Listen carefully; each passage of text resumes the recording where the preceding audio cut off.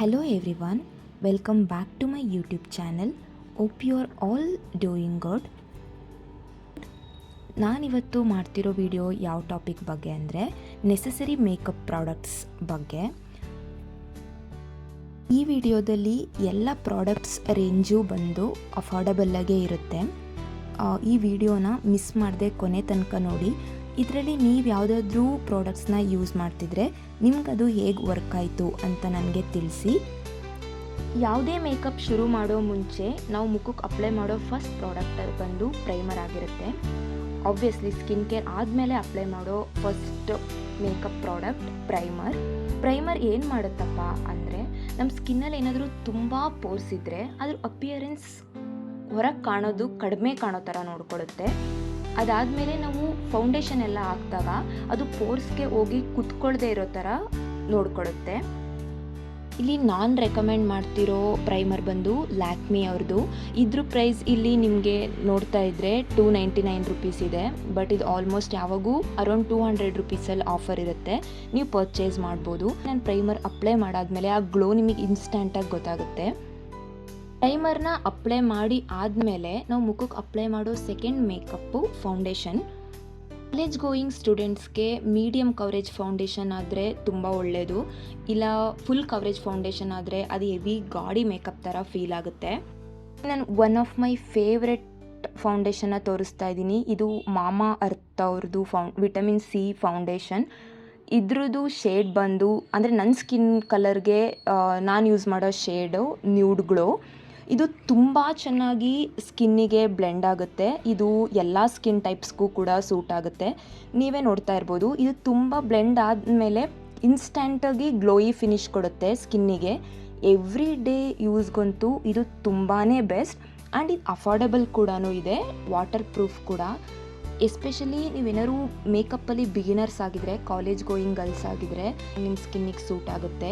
ನೀವು heavy makeup ಮಾಡಿದ್ದೀರಾ ಅಂತ ಅನಿಸೋದೇ ಇಲ್ಲ, ಒಂಥರ ನೋ ಮೇಕಪ್ ಲುಕ್ನ ಕೊಡುತ್ತೆ.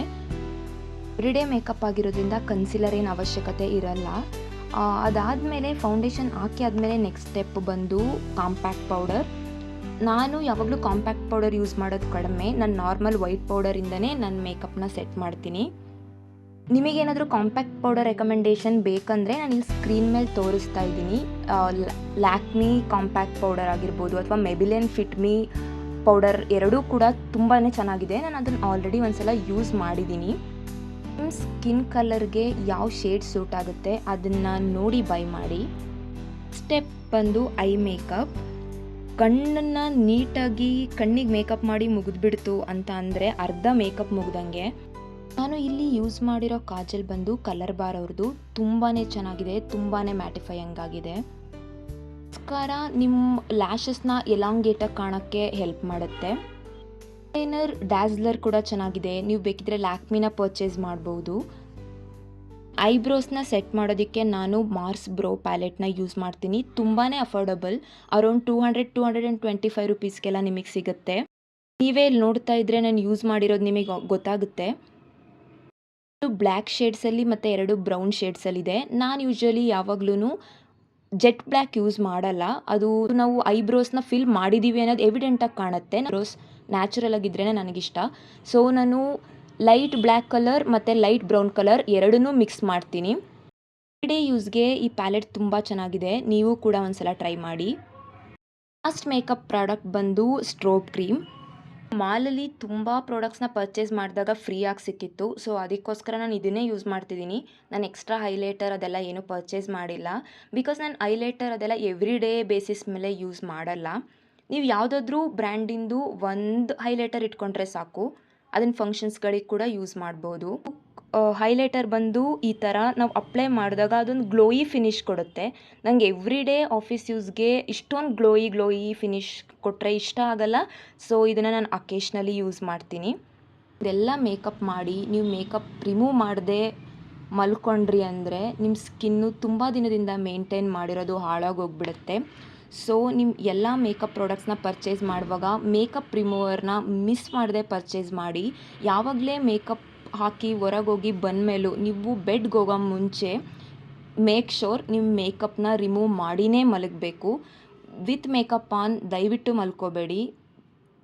ಇಷ್ಟು ಮೇಕಪ್ ಪ್ರಾಡಕ್ಟ್ಸ್ ಇದ್ದರೆ ಸಾಕು. ಇದನ್ನು ನೀವು ಕಾಲೇಜ್ ಗೋಯಿಂಗ್ ಗರ್ಲ್ಸ್ ಆಗಿರಲಿ ಅಥವಾ ಆಫೀಸ್ಗೆ ಹೋಗೋರಾಗಿರಲಿ ಅಥವಾ ಯಾವ್ದಾದ್ರು ಫಂಕ್ಷನಿಗೆ ರೆಡಿ ಆಗ್ತಿದ್ರು ಸಹ ಇಷ್ಟು ಮೇಕಪ್ ಪ್ರಾಡಕ್ಟ್ಸಲ್ಲಿ ನೀವು ಎಲ್ಲ ಮೇಕಪ್ನೂ ಕೂಡ ಮಾಡಿ ಮುಗಿಸ್ಬೋದು. ಈ ವಿಡಿಯೋ ನಿಮಗೆ ಇಷ್ಟ ಆಯಿತು ಅಂತ ಭಾವಿಸ್ತೀನಿ. ನಿಮ್ಮ ಮೇಕಪ್ ಕಲೆಕ್ಷನ್ ಹೇಗಿದೆ ಅಂತ ಕಮೆಂಟ್ ಸೆಕ್ಷನಲ್ಲಿ ಕಮೆಂಟ್ ಮಾಡಿ.